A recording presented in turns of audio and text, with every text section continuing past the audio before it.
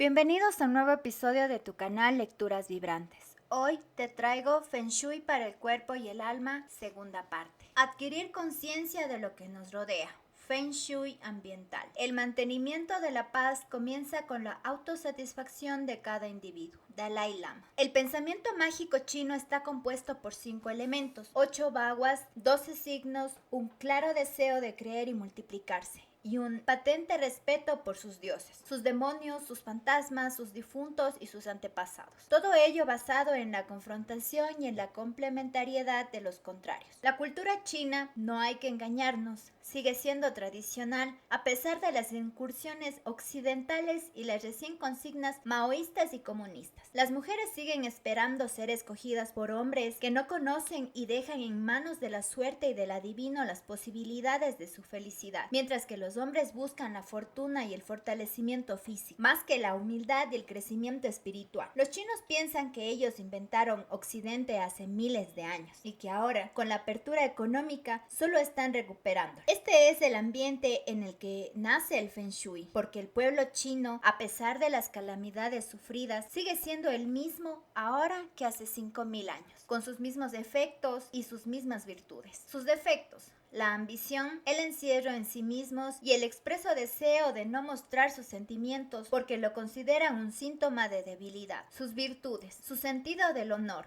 su capacidad de sufrimiento y su constancia. El Feng Shui como obra china está cargado de todas estas connotaciones y hay que tenerlo presente a la hora de trasladarlo a nuestros propios pensamientos, cultura y ambiente. En otras palabras, el Feng Shui es un ingenio chino que vamos a acoplar a nuestra mecánica personal. Por lo tanto, hay que hacerlo de una manera que lo haga lo más compatible que sea posible con nuestro entorno cultural. Ya sé que la inmensa mayoría de libros pasan por alto este detalle y que miran todo desde un punto de vista muy alegre y positivo, como si lo único importante fuera tener todos los espejos de casa limpios y sin muescas, olvidándose de que el primer espejo en que nos vamos a ver al realizar el Feng Shui es precisamente el espejo de sus creadores, nosotros mismos. Dependiendo de nuestro país de residencia o de origen, podemos comprobar de inmediato si nos es fácil o no, o incluso simplemente factible, modificar nuestros hábitos de vida, nuestra vivienda, nuestro entorno o los objetos que nos rodean, porque no es lo mismo vivir en las llanuras de Argentina, las pampas, que en los pantanos de Florida o en el desierto de Sonora en México. De la misma manera que no es lo mismo vivir en San Juan de Puerto Rico que en un barrio marginal de Nueva York. Por tanto, hay que tener presente que para empezar a recorrer el sendero del Feng Shui es necesario empezar a hacer cambios en nuestro interior, para poder empezar a modificar nuestro ambiente, empezando por acciones individuales que nos lleven a realizaciones globales. No se trata de luchar contra los elementos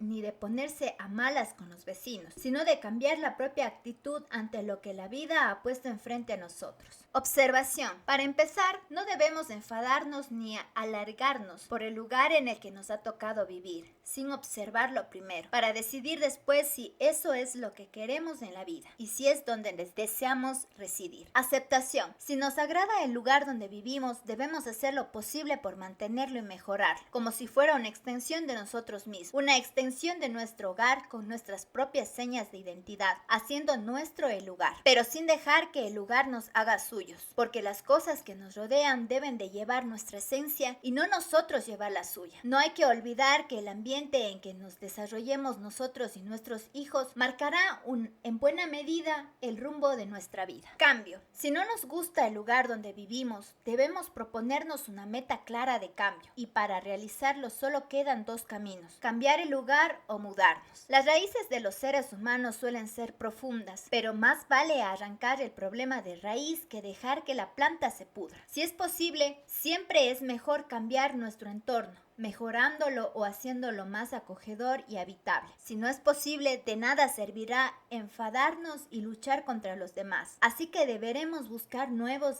aires y nuevos ambientes para el desarrollo propio y de los nuestros. No se trata de negar los orígenes, porque estos nos acompañarán allá donde vayamos, sino de encontrar un lugar en la tierra para vivir y crecer. Si a una planta le robamos la luz, esta irá languideciendo poco a poco, pero si la trasplantamos y la llevamos a un lugar donde le dé el sol, volverá a renacer y crecer con fuerza. Comunión. Una vez que hayamos encontrado el lugar donde queremos crecer y desarrollarnos, debemos comulgar con él, es decir, fundirnos con su esencia y hacerla nuestra. La vida es lo suficientemente corta, única y especial como para dilapidarla sintiéndonos mal, expresando mal humor o haciéndonos mala sangre. La vida ya entraña en sí los suficientes dolores, peligros y males como para que nosotros nos empeñemos en acrecentarlos. Por tanto, el ambiente que nos rodee debe ser el que mejor responda a nuestras necesidades, pero no debemos conformarnos con contemplarlo y agradecer a Dios o al ayuntamiento lo bien que lo tiene, sino formar parte de él cultivándolo y cuidándolo, porque el entorno, aunque haya sido creado por la sabiduría de la naturaleza, debe formar también parte de nosotros. Por tanto, hay que implicarse, ya que nada en este mundo es eternamente ideal y mucho menos si no nos hacemos responsables de su mantenimiento. No hay que aferrarse. Todo en esta vida es pasajero y nada ni nadie tiene garantizado el bienestar eterno. Nadie tiene comprada la vida. Hay que aceptar desde un buen principio que poco o nada nos llevaremos de esta vida. Podemos procurar para nuestra vejez, pero no podemos pretender que todo sea para siempre estable. Los seres humanos somos seres humanos y no árboles. Tenemos que aprender a caminar por la existencia y no a quedarnos plantados. Escribo esto porque es posible que una desgracia natural, una guerra o cualquier otro suceso puede cambiarnos la vida y desarraigarnos de golpe de nuestro ambiente ideal para llevarnos a otras tierras. Quienes saben que el ambiente externo también se lleva en el corazón, el trauma de perder el terruño ideal es menor, pero para aquellos que creen que el ambiente es solo una cuestión exterior, el trauma puede ser terrible y cruento. De hecho, hay muchas personas que caen en terribles depresiones cuando tienen que dejar un hogar, una escuela o un puesto de trabajo y trasladarse a otro. Y todo porque no saben que al trasladarse se llevan con ellas buena parte de su ambiente. ¿Qué es el ambiente? El ambiente es y está compuesto por la gente cercana o familiares con quienes compartimos vida y entorno, las mascotas que nos acompañan en casa, los objetos que embellecen nuestro hogar y nuestros recuerdos, la habitación donde trabajamos, nos divertimos, dormimos, comemos o vivimos y por extensión el hogar, la escuela o el centro de trabajo. La gente que vive a nuestro lado, vecinos y conciudadanos, las calles y los edificios que nos rodean, así como los parques, plazas y jardines. La naturaleza tanto si nos es próxima como si nos es lejana, así como el clima y el tipo de vegetación. Incluso una planta de interior o un tiesto en el balcón son representantes de la naturaleza que nos circunda. Las industrias y los comercios cercanos que inciden diariamente en nuestras vidas y las industrias y los comercios lejanos si de ellos depende la economía o si son centros neurálgicos de nuestra ciudad. Incluso los transportes o medios de locomoción y comunicación forman parte de nuestro ambiente inmediato. En suma, el pequeño o gran microuniverso en el que nos movemos todos los días. ¿Por qué es tan importante el ambiente? El hombre se considera a menudo un punto y aparte de lo que le rodea, alguien especial e individual a quien no le pueden suceder ciertas cosas, sobre todo si son negativas. Para incrementar dicha sensación, se encierra en su casa o en su círculo de familiares y amistades, intentando mantenerse a salvo de lo que le sucede a su alrededor. También alimenta creencias y designa líderes y gobernantes para que administren y se responsabilicen de las perlas de su espíritu y del buen funcionamiento de su comunidad, a cambio de una falsa seguridad. Ciertamente el ser humano es centro de su propia existencia y desde ese centro crea su propia realidad. Sin embargo, aunque se afane en ello, no puede negar ni prescindir de su ambiente, ya que le guste o no le guste, forma parte de él, lo mismo que de los tabiques forman parte de la casa que le cobija. De esta manera, y por más que lo intente, el ser humano no puede sustentarse de lo que sucede a su alrededor. Dar la espalda o cerrar los ojos no es suficiente para que deje de influirnos lo que sucede más allá de nuestras puertas. El hombre a menudo necesita de la compañía de sus iguales, del reconocimiento, del amor e incluso de la aceptación de quienes le rodean. También necesita de sus medios técnicos y materiales, de la economía y de la salud, y de un techo que le cobije y de unas leyes que le protejan. Por si fuera poco, el ser humano extrae del ambiente que lo rodea sus ideas, su formación, su educación y hasta su carácter, porque están ahí desde antes de que naciera. Y es que el hombre, por mucho que diga que se ha hecho a sí mismo y que no le debe nada a nadie, crea vínculos afectivos y emocionales con su coche, su perro, la calle que pisa y hasta la cafetería de la esquina. En este sentido, el hombre no es en absoluto independiente y pertenece, aunque no quiera o lo niegue, a su época, su cultura y su momento histórico. Y exceptuando a los genios y a los destacados, su pensamiento y su forma de ver las cosas corresponde exactamente al momento y el ambiente que le rodea, simplemente porque está más inmerso en los movimientos sociales y ambientales de lo que se imagina. Incluso los fenómenos ocultos o misterios son vistos con los ojos de la época, y si en la actualidad vemos ovnis metálicos y ultramodernos, en el siglo pasado la gente veía barcos voladores y en la antigüedad carros tirados por caballos que cruzaban por la faz del sol. Cuando se ha impuesto una religión o un pensamiento mágico, la gente que vive dentro de sus parámetros piensa y siente bajo los lineamientos y las creencias establecidas y da gracias a Dios aunque no crea en él y aunque no exista, o se inclina ante Buda aunque no sepa quién fue. En nuestros días, cuando el verdadero Dios es el dinero, la inmensa mayoría de los seres humanos se mueve por y para él. Los nuevos dioses, semidioses y héroes son artistas, empresarios y deportistas que se han enriquecido de la noche a la mañana. Ellos son nuestros ídolos y nuestros ejemplos a seguir, sin importarnos sus debilidades y vilezas. Los mitos ya no son intangibles y espirituales, sino seres de carne y hueso que han triunfado. Y si antes te jugabas la vida por no creer que la Biblia fuera palabra divina, hoy te juegas la integridad física si no celebras los triunfos deportivos del equipo de tu ciudad. El ambiente, obviamente, no se puede negar, ni nos podemos esconder de él. Así que solo nos quedan dos caminos ante su peso: mejorarlo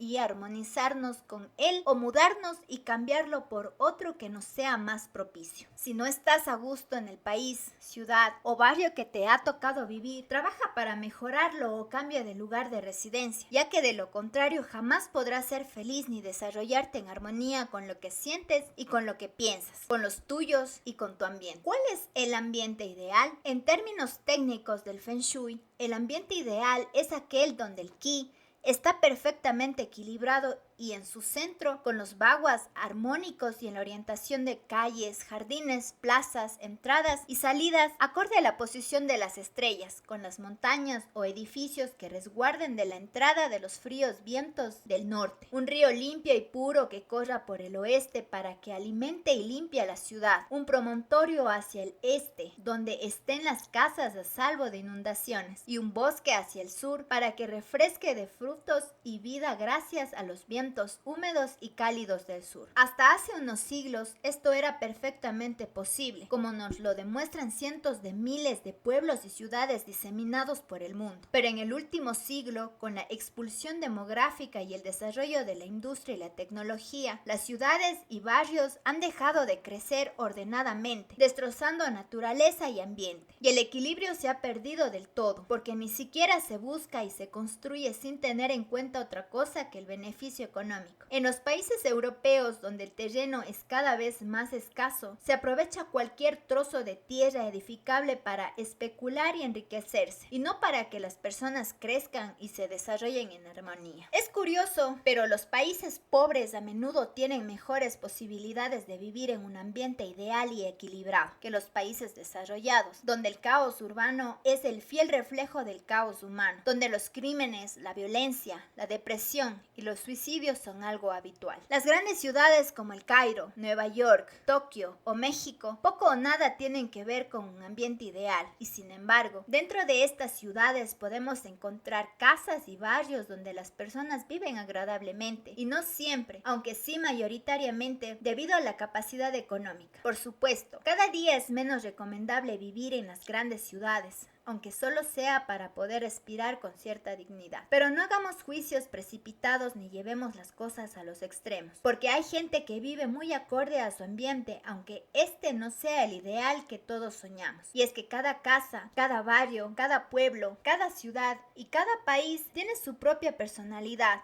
su propia forma de ser, su idiosincrasia, y la mayor parte de la gente comulga con dicha manera de ser y de estar. Es decir, que hay un equilibrio y una armonía incluso dentro del caos, hasta que el caos vence y destruye personas y construcciones. Y aunque dicho caos final parezca muy lejano, solo hay que mirar la historia para saber que las civilizaciones aparecen y desaparecen aplastadas por sí mismas. Un barrio o un pueblo de ladrones se encontrará mejor entre las sombras que a la luz, porque tanto el barrio como la gente que lo habita no desea mostrarse abiertamente. Un barrio de ricos, a pesar de la aparente suntuosidad, estará lleno de barreras y altas tapias, porque su armonía no está en la riqueza de lo poseído, sino en el temor común a perderlo. Y es que tanto en el acierto como en el error, el ser humano busca a sus iguales, con quienes pueden entenderse y vivir en cierta armonía. Por tanto, no debes preguntarte cuál es el ambiente ideal, sino cuál es el ambiente con el que te identificas, en el que desearías crecer y vivir de acuerdo contigo mismo. El cielo. Para el pueblo chino y para la cosmología de la inmensa mayoría de los pueblos, el cielo es el lugar ideal por antonomasia, el sitio donde no hay frío ni calor, ni sed, ni hambre, ni enfermedad, ni dolor. Es el lugar donde viven los desencarnados,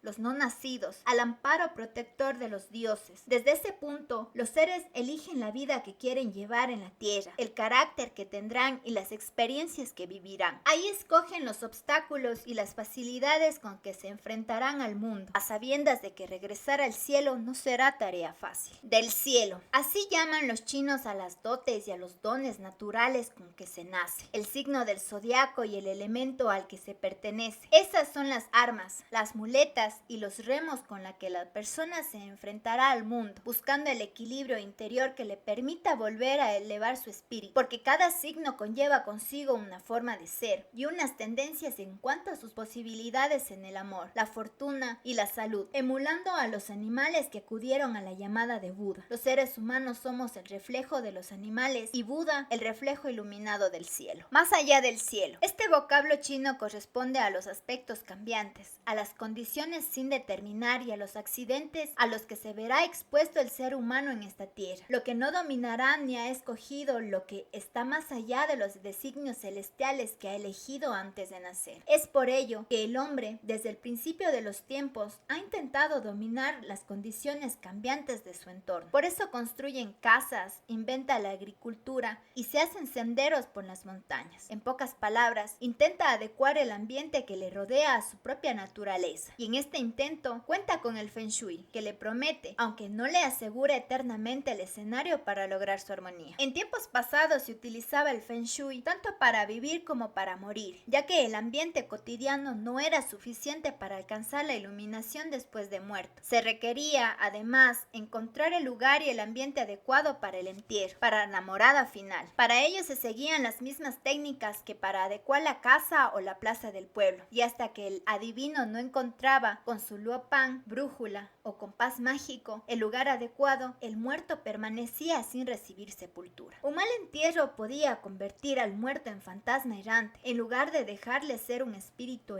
iluminado, y eso no lo podía permitir ni la familia ni el pueblo, ya que los fantasmas errantes molestaban a todo el mundo y atraían la mala suerte. Hoy en día es difícil encontrar el lugar adecuado, por lo que las familias deben conformarse dentro del cementerio, de buscar la posición menos mala para enterrar a los muertos siguiendo uno de los sistemas del Feng Shui para estos menesteres. Y es que el muerto, al igual que los vivos, deben encontrar la armonía y acoplarse por completo a su nuevo ambiente, aunque esto es cada vez más difícil en los abarrigados cementerios chinos. El ambiente global. En los últimos años los seres humanos han ido tomando conciencia de que la Tierra es su ambiente global, y mientras no podamos viajar con facilidad a otros mundos ideales como este, estamos condenados a nacer, crecer, vivir y morir en este planeta. La Tierra es el hogar común de todos los hombres, y como tal debemos armonizarla, cultivarla y cuidarla haciéndonos uno con ella. El trabajo no es fácil, pero en cierta forma, por la simple toma de conciencia, ya ha comenzado. El Feng Shui puede ayudar, y de hecho ya ayuda, en la distribución armónica de nuestro planeta,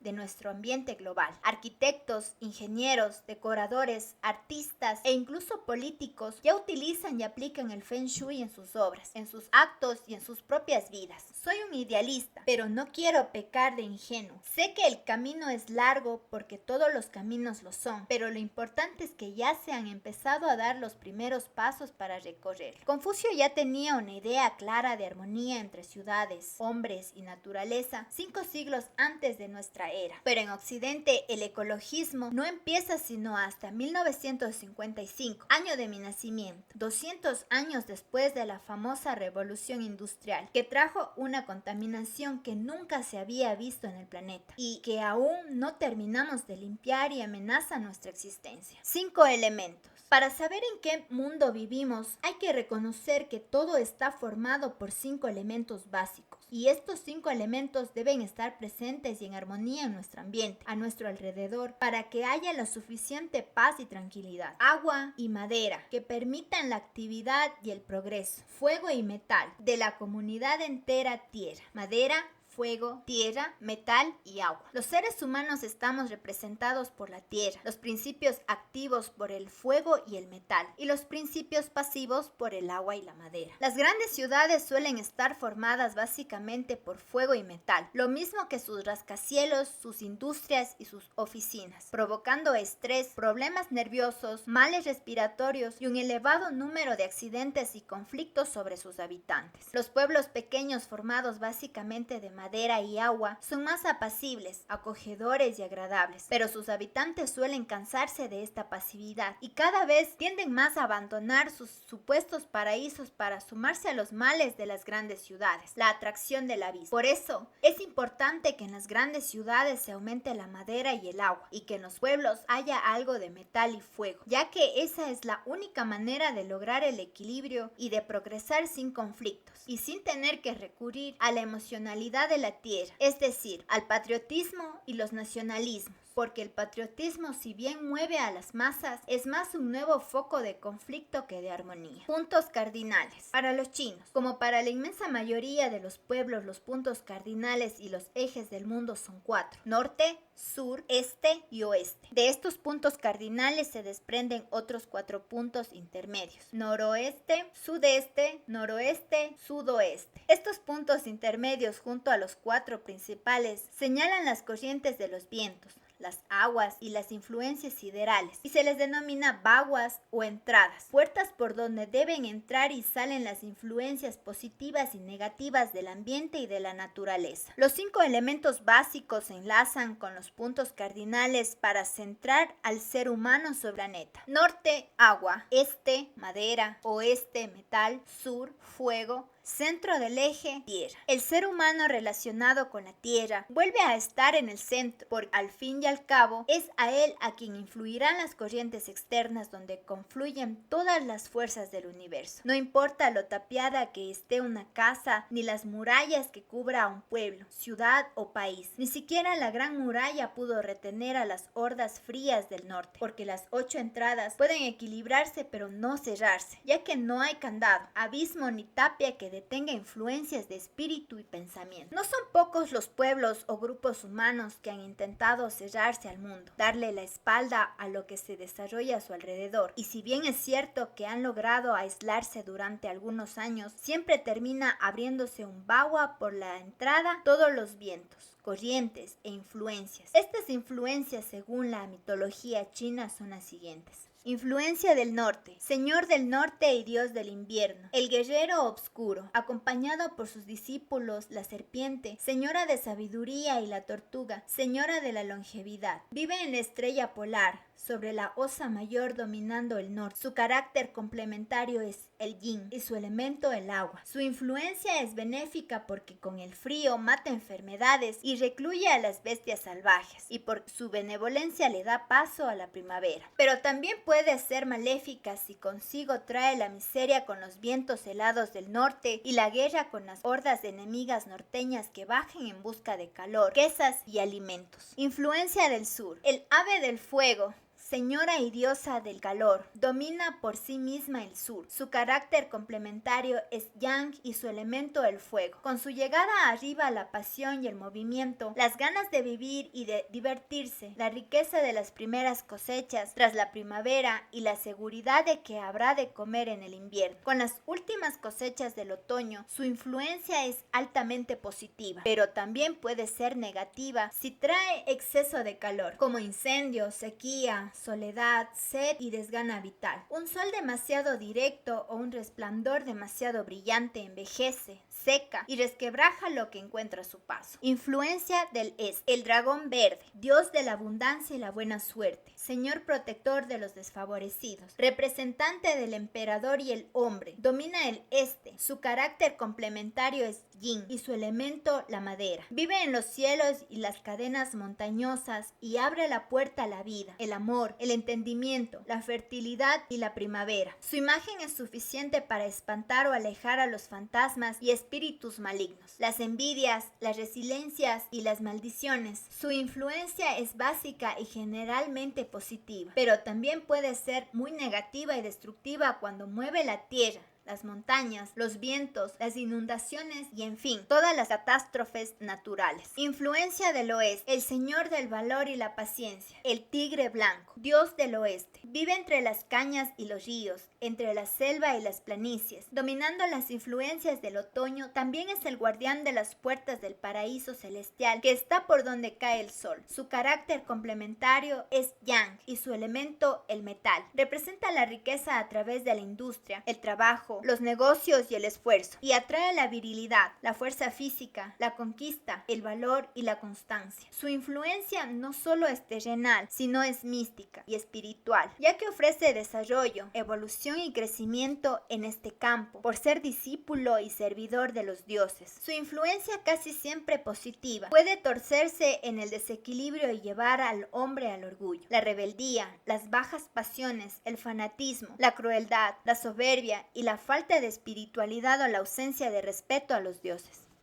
Por tanto, estas influencias, al igual que los 5 elementos básicos, deben estar presentes y equilibradas, tanto en el hogar como en el medio ambiente, y tanto de forma individual y en su momento, como conjuntamente ya con los ladrillos, las vigas y los ejes sobre los que se construye nuestro planeta. Las 8 puertas de entrada o baguas, Pacua. Como ya hemos visto en las líneas anteriores de los 4 puntos cardinales, se desprenden los 4 puntos intermedios y sumados los 8 puntos nos encontramos con los baguas o puertas de entrada y salida de las influencias internas y externas que van y vienen desde el universo hasta el ser humano, pasando por su pueblo, su hogar y su propio ser. Por eso se representan con trigramas que indican fuerzas de tensión contraria y complementaria señaladas por líneas continuas, yang, y líneas punteadas o quebradas, yin. Estos 8 baguas son los siguientes. Kan, orientación norte, elemento agua, sintoniza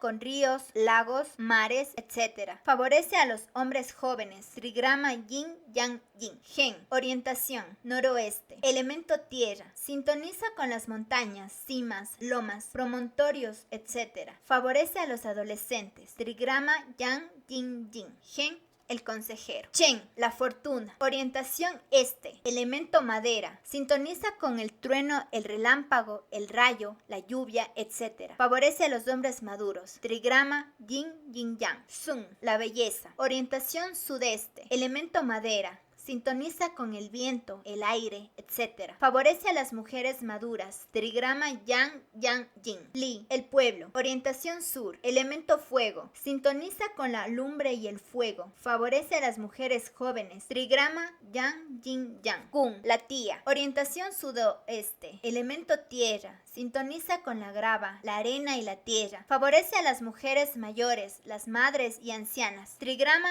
yin, yin, yin. Dui, el monje. Orientación oeste. Elemento metal. Sintoniza con el fango, el lodo y las tierras pantanosas. Favorece a las adolescentes. Trigrama yin, yang, yang. Yang, la señora. Orientación noroeste. Elemento metal. Sintoniza con el ambiente, el espacio, el cielo y las estrellas. Favorece a los hombres mayores, los padres y los ancianos. Trigrama Yang Yang Yang. Estos baguas que se manifiestan libres en la naturaleza deben de trasladarse de una manera equilibrada y armónica al ambiente que nos rodea en la ciudad, el pueblo, el barrio, el edificio, la casa y hasta la propia habitación. Por supuesto, para hacer este traslado antes hay que despertar y reconocer el ambiente que nos rodea y no cerrar los ojos y darle la espalda escondiéndonos en casa, porque por equilibrada que sea nuestra casa, tarde o temprano hemos de salir a la calle y enfrentar la realidad. La ciudad prohibida, hogar del emperador, estaba perfectamente construida siguiendo estrictamente las leyes del Feng Shui. Incluso el emperador dormía y desarrollaba sus actividades vitales en una zona diferente del palacio de cada cambio de estación. En el ala este, primavera; en el ala sur, en verano; en el ala oeste, en otoño; y en el ala norte, durante el invierno. Pero la falta de armonía en el ambiente que la rodeaba terminó por derribar sus barreras.